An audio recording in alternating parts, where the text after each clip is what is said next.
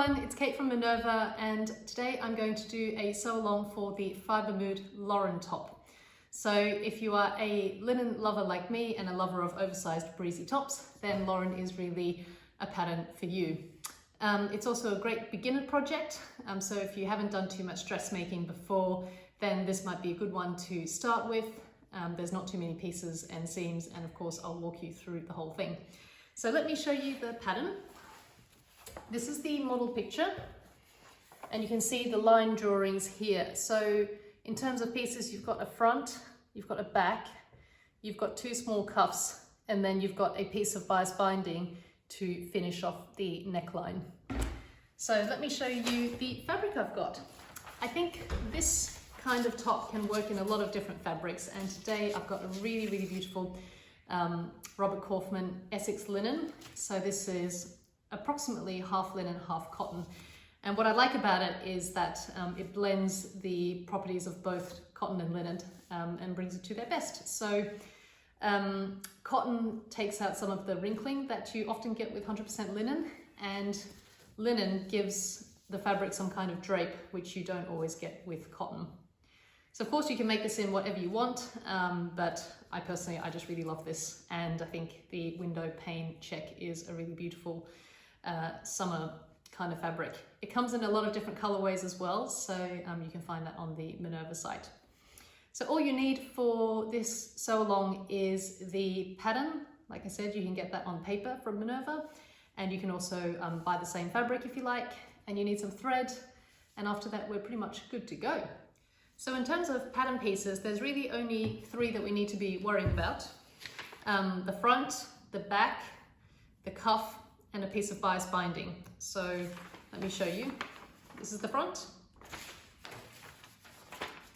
The back is similar in shape, but the dimensions are different, obviously. And then we have the cuff as well. There is a fourth piece that you will need, but you can cut that yourself. And it is basically a strip of bias binding 3.5 centimeters wide. So when I say cut on the bias, what I mean is cut on a 45-degree angle along the fabric, like so. And the reason for this is that this has more stretch and more give than cutting something on the grain or the cross grain. So if I take this cuff, for example, you can see there's not a lot of give going this way or going that way, but there will be going that way. So if you cut on the bias, then that's really great for closing things around curves. So that's what we're going to do with the bias binding. So this is a 3.5 centimeter wide strip, as I said, and I always just cut a bit extra. The instructions will tell you how much to cut. And I've just folded it in half and pressed it. So the first thing you need to do for this top is to finish the shoulder seams. Here, I've used an overlocking stitch. You can see that here. But if you don't have an overlocker, you can also use your sewing machine, and the point is to prevent your fabric from fraying at the edges. So I'll show you an alternative way on the sewing machine. I've got a piece of scrap fabric here, and I just want to show you how you can use a sewing machine to do a zigzag. I like to put my settings on about 3.5 width by 1.8 length. Now, of course, this is going to be variable depending on what machines you have, and you can just experiment to see what you like best.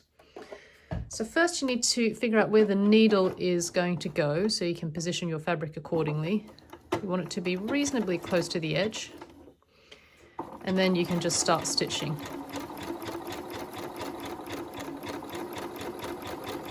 So if you go really close to the edge like this,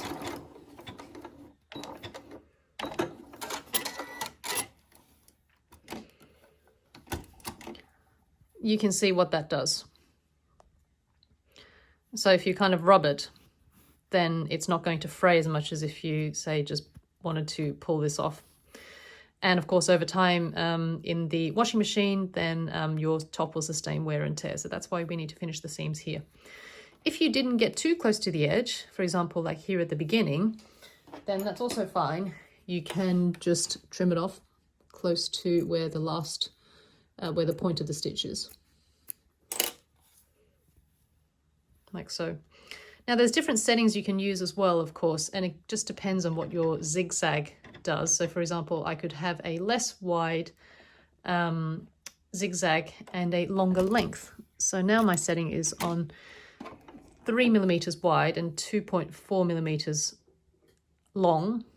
And I'll just show you what that looks like.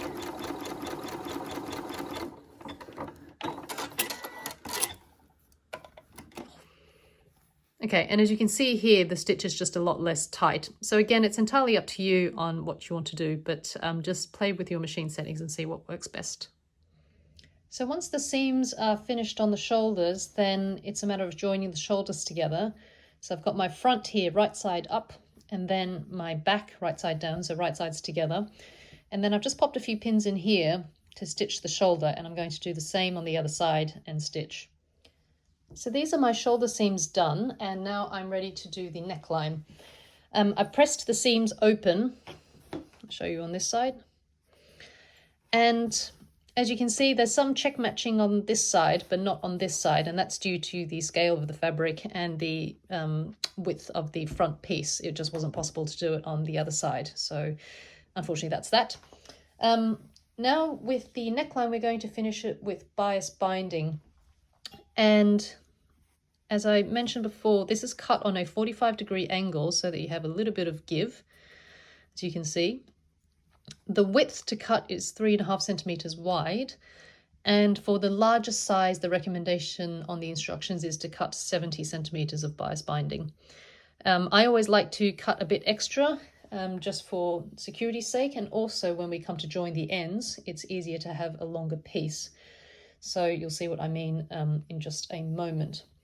Now I have folded my piece in half, wrong sides together, and then given it a press lengthwise. And then I've folded in by 1 centimeter here, and then closed it back up like so. So now we're going to sew the raw edges around the neckline. In the instructions, they tell you to start at center back, which is fine. And if you do that, that means that you will see a seam on the inside when your garment is hung up. So I'll show you what I mean. So this is the back. So when this is eventually folded over, you will see that there's a little seam in the middle of the back. And that will help you note where the back actually is. Now, if you're going to put a label or something on there, then maybe you don't want to see that seam, which is what I'm going to do in this case. So I'm actually going to start at the front here, or near the shoulder. And what I'm going to do is to pin this all the way around.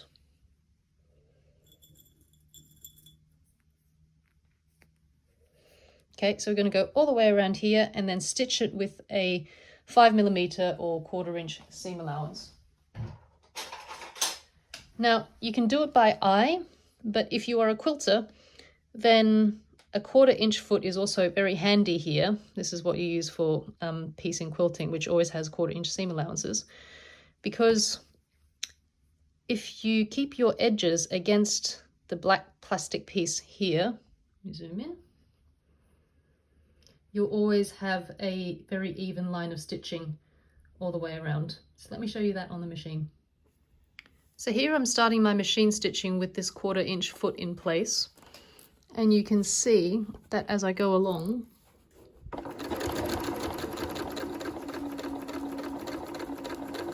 it just really helps you keep an even line of stitching all the way around. So now I've reached the point where I've started, which is this end that was folded in. And this is where I said it comes in handy to have a bit of a long tail. It's just a bit easier to handle. So then I put my tail on top of where I started, making sure this edge also is lined up.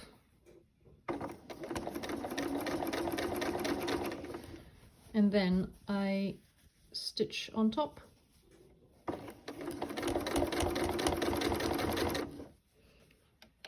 And then backstitch to finish it off. Okay, so I've got a bit further than what I had to, but nevertheless, that's fine. And then we just trim off the tail here. And that's it. And now we need to go over to our iron and press this way. So we fold over the binding towards the inside of the neckline. And then we're going to understitch. So we're now going to place a line of stitching about 1 or 2 millimeters from the edge here.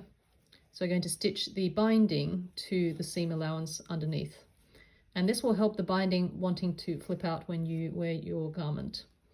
So let's go to the iron and press that, and then we'll make this line of stitching.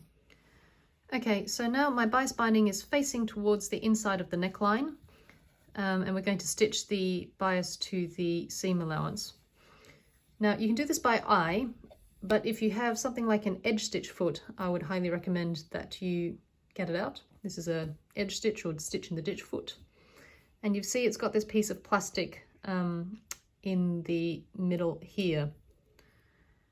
And it's got quite a wide opening here. So what we're going to do is we're going to pop it on.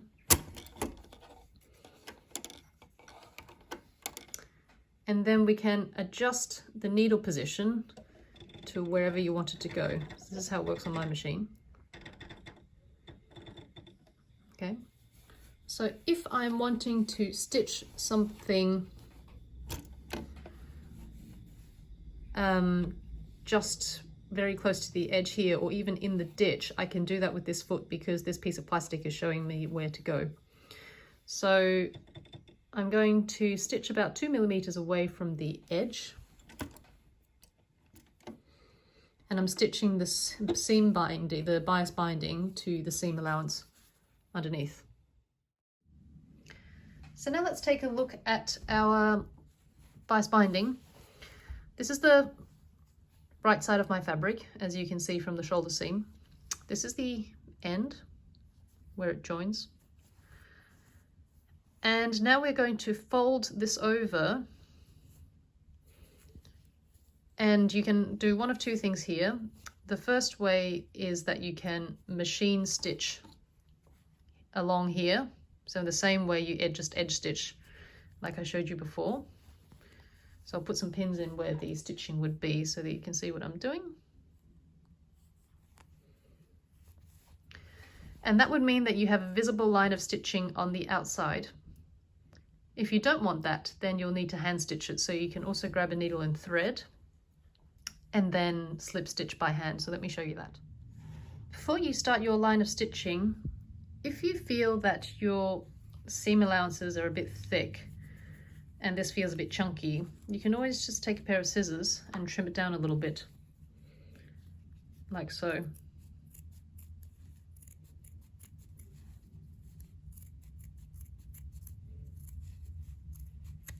Okay, and you might find this to be the case, especially around the shoulder areas where you've got multiple layers of fabric.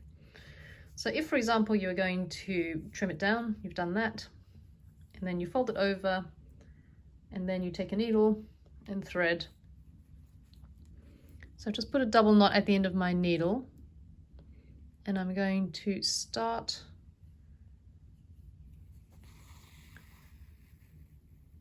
here. I'm going to fold it, let it fold where it wants to fold. And then you just hand stitch. So you take a couple of threads here, go up,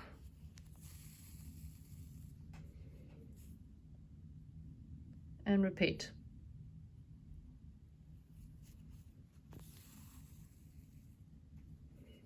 Now this doesn't have to be particularly tight. I've never had a bias binding come off on me due to loose stitching, and mine are about, my stitches probably about 3 or 4 millimeters apart.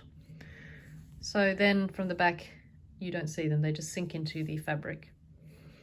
Depending on what fabric you're using, I would machine stitch. So if you're using something very fine, like a viscose or a silk or something, then I would probably actually use a machine stitch, because otherwise you might end up with irregular dots all over your fabric, which may not look as nice.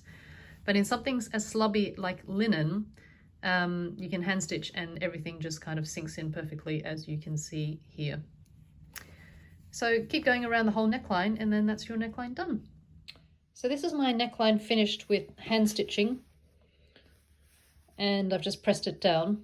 And now I need to join the side seams. So it's a matter of putting the front over the back, right sides together, and then pinning at the side seams like so,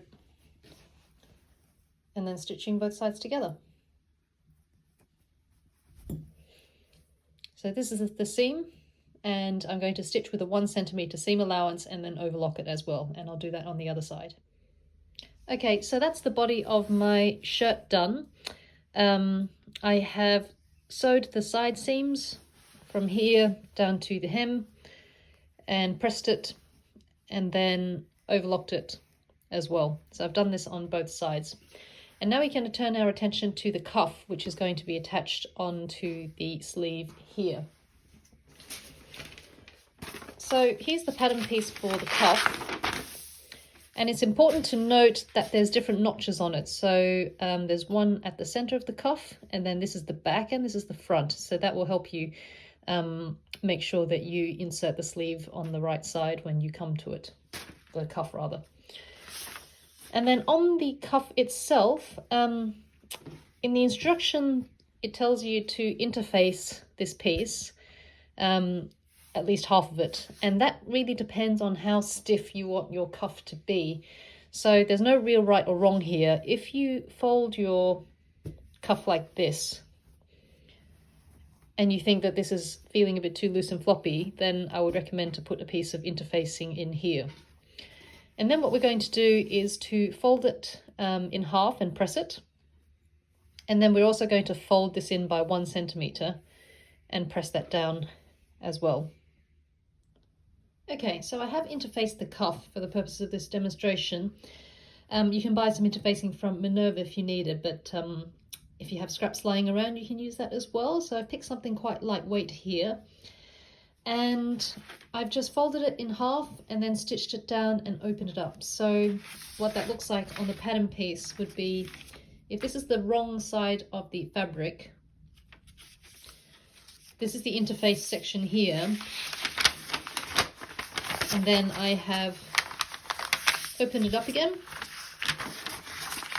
folded it back on itself, and then stitched along here. Okay. And now we need to trim down this seam allowance in the middle.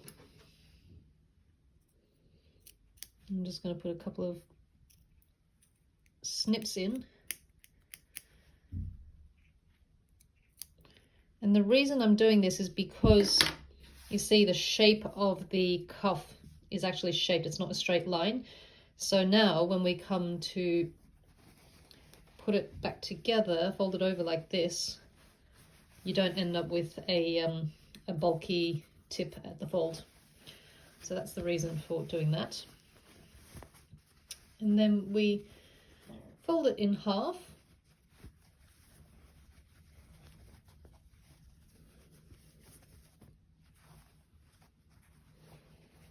Like so.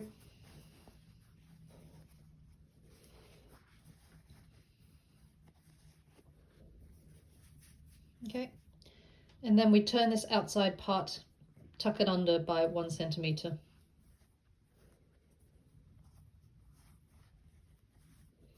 Okay, so I'm just going to pop some pins in here.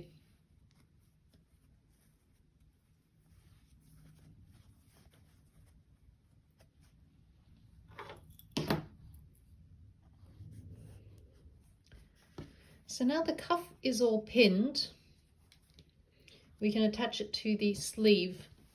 So this is my garment again, and this is my front side, and I've turned it inside out. And what you want to do is you want to slide the cuff over the wrong side of the sleeve, like this. And then we're going to pin and sew around these raw edges here. So first we need to make sure that we line everything up properly. And you have notches to help you. So first you can use your seam lines as a guide. So this is the underarm seam. and this is the join of the cuff, for example. So we can first pin that together. And then when you move on, you should see two little notches to denote the back. And you see that on both the cuff and the garment. So you can match those up.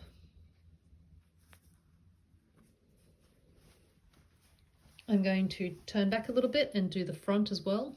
So on the front, there's a single notch on your garment and on your cuff. So again, you just need to find those and pin. Okay, and then at the top, so this is the shoulder seam, there is a final notch here as well. So you just need to find that and pin it.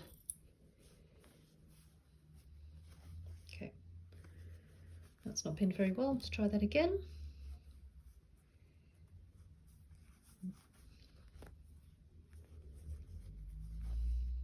Okay, I'm going to take the pins out of the folded edge. I just put them there to hold things in place, but I can take them off now. Okay, because I want to stitch a line of stitching 1 centimeter from the raw edge, and I do not want to catch this edge that's been tucked in. So let me sew that and show you. So now I've made this line of stitching, and I am just going to fold this back like this. And then you can see what happens here. So this is the wrong side of the garment, and if we now turn this the right side out,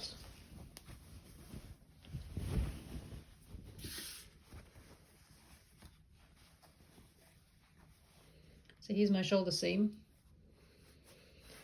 You'll see that we've got this raw edge here. So we are now going to fold the cuff back over on itself, keeping this 1 centimeter tucked under. And we are going to turn it the right way.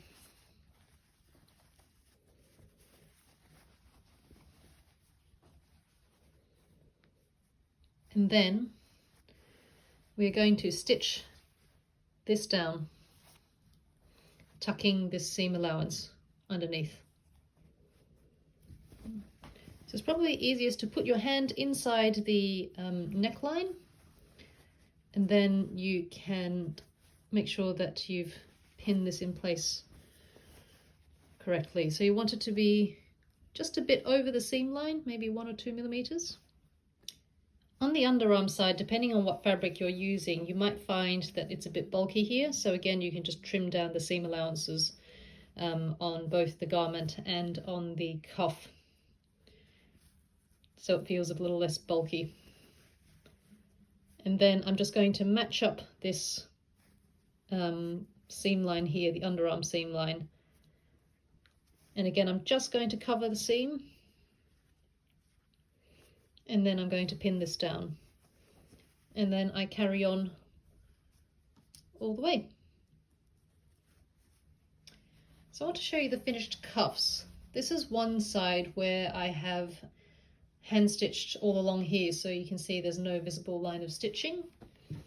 And on the other side, I've done it by machine, and you can see that there's a line of stitching there. So again, it's just up to you and what finishes you want to apply to your garment. And then the final thing to do is the hem. So there's a 2 centimeter hem allowance on this pattern. And there's a couple of options depending on how long you like your top. So maybe now's a good time to try it on and just see. I want to keep my hem as long as possible. So I've actually just overlocked the edge, and then I've pressed it up by about 1 centimeter all the way around. And I'm going to do a line of stitching there. The other option, if you didn't want to do that, and if you have a thinner fabric as well, is to fold it up once, no overlocking required, and then fold it up again, and then edge stitch all the way around here. So again, this is up to you and personal preference, but as I said, I just wanted to keep my hem long, so I'm just going to put a line of stitching there, and then it's done. So that was it for this sew along, and here is the finished top. Let me stand up so you can see it. And I'll turn around as well.